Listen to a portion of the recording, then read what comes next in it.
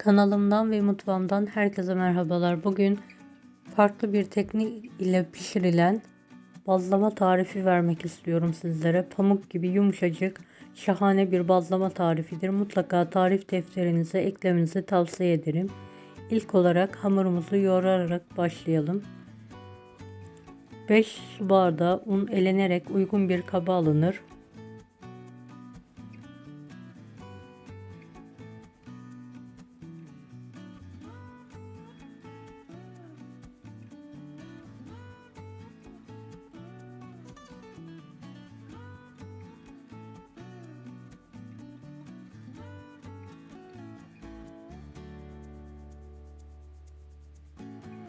Bir yemek kaşığı kuru maya, 1 yemek kaşığı toz şeker, 5 yemek kaşığı sıvı yağ eklenir.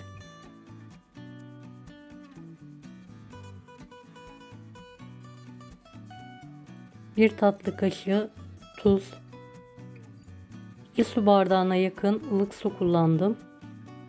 Suyu azar azar ilave ederek yumuşak, ele yapışan bir hamur yoğrulur.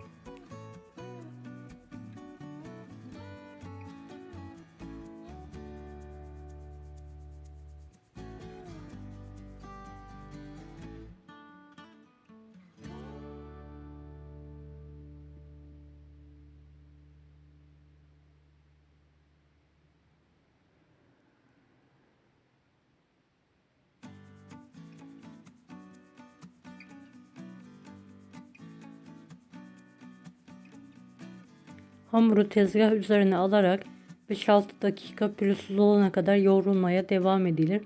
Bu aşamada biraz un ilavesi daha yaptım.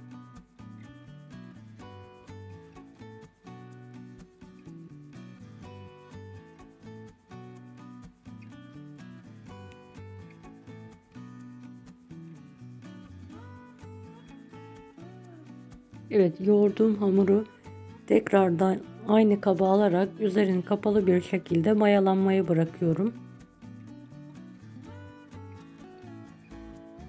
Biraz da üzerine sıvı yağ gezdirerek üzerini kapatarak mayalanmaya bırakıyorum.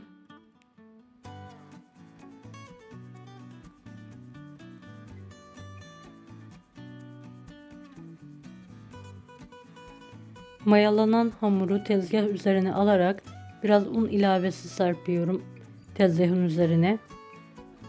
Hamurun gazını çıkartmak için tekrardan yoğuruyorum.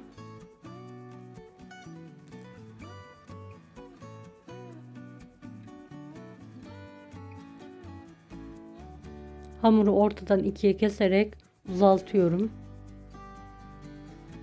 Portakal büyüklüğünde bezeler kesiyorum.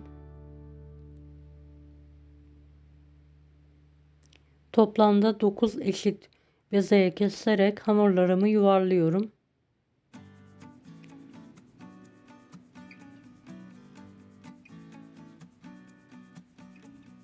Videomu bu kısma kadar izlediyseniz yorum kısmına herhangi bir emoji bırakırsanız bana destek olmak için sevinirim. Yuvarladığım hamurları bir tahta kesme aparatının üzerinde dinlenmeye bırakıyorum. Üzerine ve altına bolca un serperek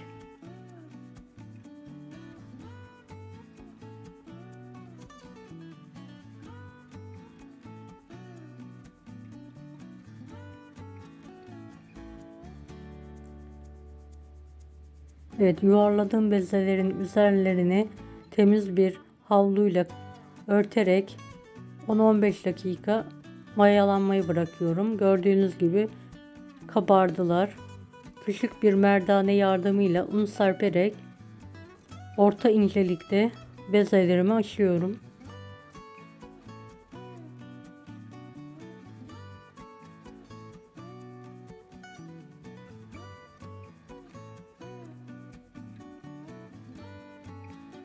Evet, açtığım bezelerin fazla ununu serperek temiz bir sofra bezinin arasına alıyorum.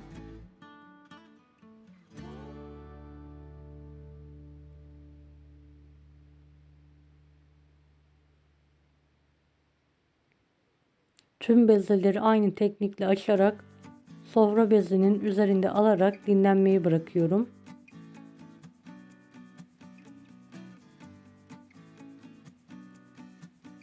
Bazlama hamurlarını ne kadar dinlendirirsek o kadar güzel bazlamalar elde etmiş oluruz. Bu püf noktası önemlidir. Evet, üzerini kapatıyorum. En az 15-20 dakika bu şekilde mayalanmayı bırakıyorum tekrardan.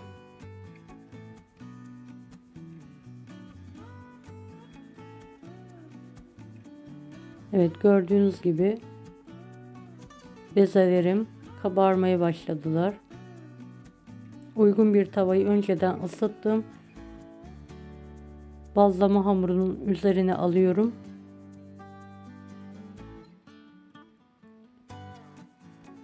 Ters çeviriyorum. Daha sonra telimi ocağın üstüne alarak bazlamamın üzerine alıyorum. Burada kabarmasını sağlıyorum hızlı şekilde. Ocağın altı da açık.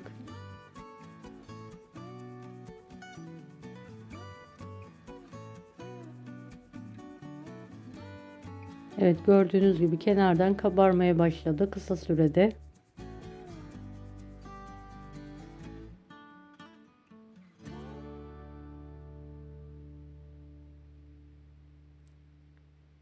Evet, balon gibi kabardıktan sonra bir miktar bu şekilde bekletiyorum. Daha sonra ters çevirerek diğer tarafını da pişiriyorum.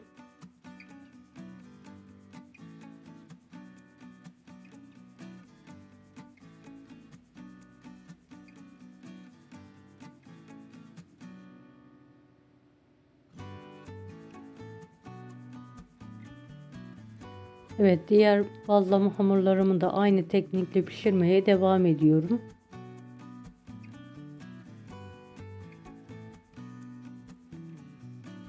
Gördüğünüz gibi telin üzerinde pamuk gibi kabarıyorlar kısa sürede. Böyle bir teliniz yoksa mangallarda kullandığınız ızgara telinde de kullanabilirsiniz.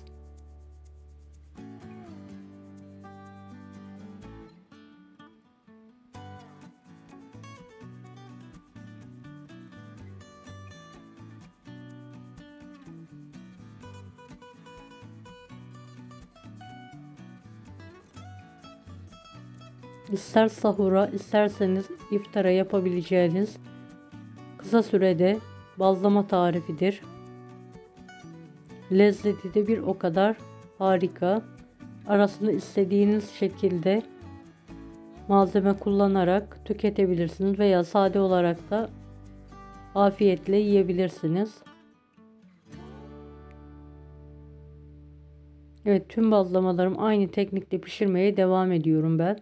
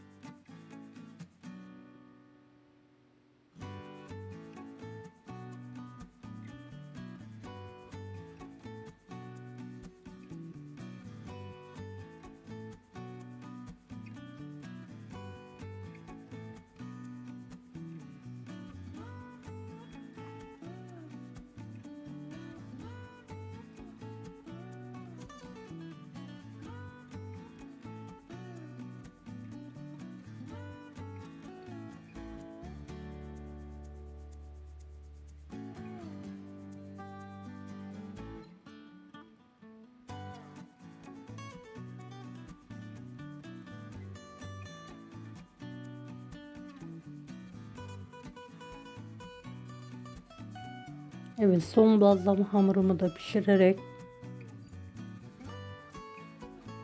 tarifimi bitiriyorum.